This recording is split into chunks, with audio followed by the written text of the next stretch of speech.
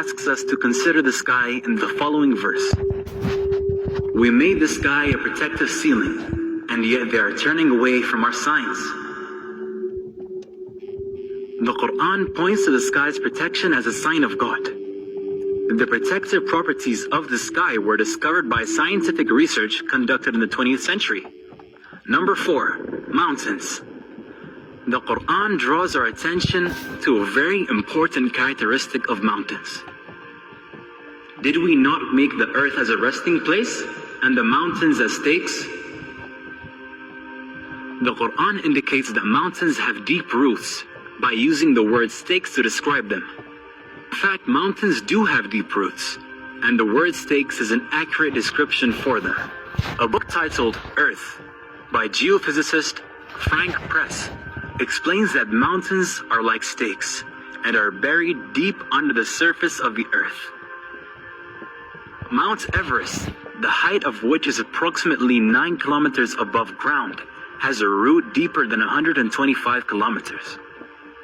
The fact that mountains have a deep stake-like roots was not known until after the development of the theory of plate tectonics in the beginning of the 20th century.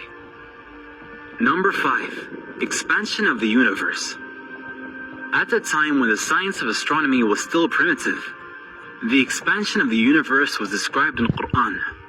And it is we who have built the universe with our creative power and keep expanding it.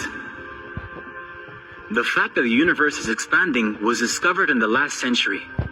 The physicist Stephen Hawking, in his book A Brief History of Time, writes, "The discovery that the universe is expanding was one of the great intellectual revolutions of the 20th century." The Quran mentioned the expansion of the universe even before the invention of the telescope. Number 6, sun's orbit. In 1512, the astronomer Nicholas Copernicus put forward his theory that the sun is motionless at the center of the solar system and that the planets revolve around it. The belief that the sun is stationary was widespread amongst astronomers until the 20th century. It is now a well-established scientific fact that the sun is not stationary, but is moving in an orbit around the center of our Milky Way galaxy. The Quran mentions the orbit of the sun. It is He who created night and day, the sun and the moon, each floating in its orbit. The Quran would have been wrong according to astronomers just a couple of decades ago, but we now know that the Quranic account of the sun's motion is consistent with modern astronomy. Number 7, the ocean. The Quran uses imagery to convey its deep meanings. Here it describes the state of the unbelievers as darkness out in a deep ocean, which is covered by waves, above which are waves, above which are clouds, layers of darkness, one upon the other. When one puts out his hand, therein, he can hardly see it. Those God gives no light to, they have no light. It is commonly thought that waves only occur on the surface of the ocean. However, oceanographers have discovered that there are internal waves that take place below the surface of the ocean. These waves are invisible to the human eye and can only be detected by specialist equipment. The Quran mentions darkness in a deep ocean above which are waves, then clouds above that.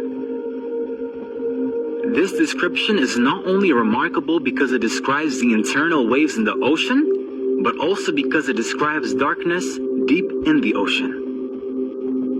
A human being can dive no more than 70 meters without breathing equipment.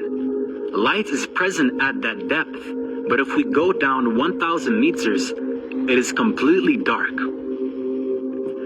1,400 years ago, there were no submarines or specialist equipment to discover internal waves or their darkness deep inside the oceans. Number 8, lying in movement. There was a cruel, oppressive tribal leader named Abu Jahl, who lived during the time of Prophet Muhammad, peace be upon him. God revealed a verse of the Quran to warn him. No, indeed, if he does not stop, we will seize him by the forehead, his lying, sinful forehead. God does not call this person a liar, but calls his forehead, the front part of the brain, lying and sinful, and warns him to stop. This verse is significant for two reasons.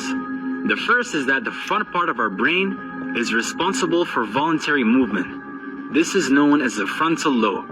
A book titled Essentials of Anatomy and Physiology, which includes the results of research on the functions of this area, states, the motivation and the foresight to plan and initiate movements occur in the anterior portion of the frontal lobes, the prefrontal area. The part of the brain that is responsible for movement is said to be seized if the man does not stop.